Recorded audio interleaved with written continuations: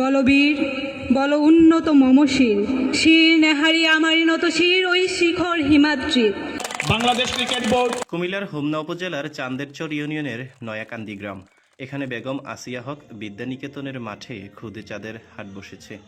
স্কুলের সাবেক কৃতি শিক্ষার্থীদের সংবর্ধনা, খুদে শিক্ষার্থীদের নবীনবরণ ও সাংস্কৃতিক প্রতিযোগিতা উপলক্ষে এই আয়োজন করা হয়। শুক্রবার বিকালে এই আয়োজন শিশুদের কলকাকলিতে মুখর ছিল।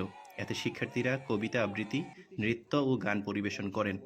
অনুষ্ঠানে সভাপতিত্ব করেন বিদ্যানিকেতনের সভাপতি, Bangladesh army international university of science and টেকনোলজির আইন বিভাগের বিভাগীয় প্রধান সহযোগী অধ্যাপক ডক্টর নাইম আলিমুল হায়দার।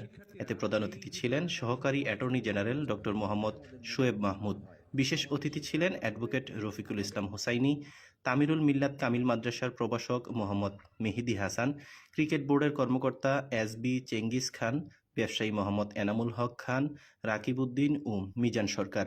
সঞ্চালনা করেন জনশক্তি রপ্তানি বিষয়ক প্রতিষ্ঠান বিআরটিটির সিইও ওমর ফারুক। আমাদের অতীতে যেসব শিক্ষার্থীরা এই বিদ্যালয়ে পড়াশোনা করে তারা এখন উচ্চশিক্ষা প্রতিষ্ঠানে অধ্যয়নরত অবস্থায় আছে, তাদেরকে স্বীকৃতি দেওয়া এবং এটা স্বীকৃতি দেওয়ার মাধ্যমে কিন্তু আমাদের বিদ্যমান যে শিক্ষার্থীরা আছে তারা কিন্তু মোটিভেটেড হবে, ইন্সপায়ার্ড হবে যে না, এই বিদ্যালয়ে পড়ে আমাদের সিনিয়র ভাইয়াপুরা স্বীকৃতি পাচ্ছে, ভালো জায়গায় আছে, তো তারাও কিন্তু পড়াশোনায় একটু মনোযোগী হবে। এটা কিন্তু একটা উদ্দেশ্য ছিল। প্রত্যেকটা সেক্টরে শিক্ষিত মানুষের দরকার আছে, সেই জায়গায় আমাদের কাজ করতে হবে যেন শুধুমাত্র চাকরি পাওয়াটাই আমাদের মূল লক্ষ্য না হয়।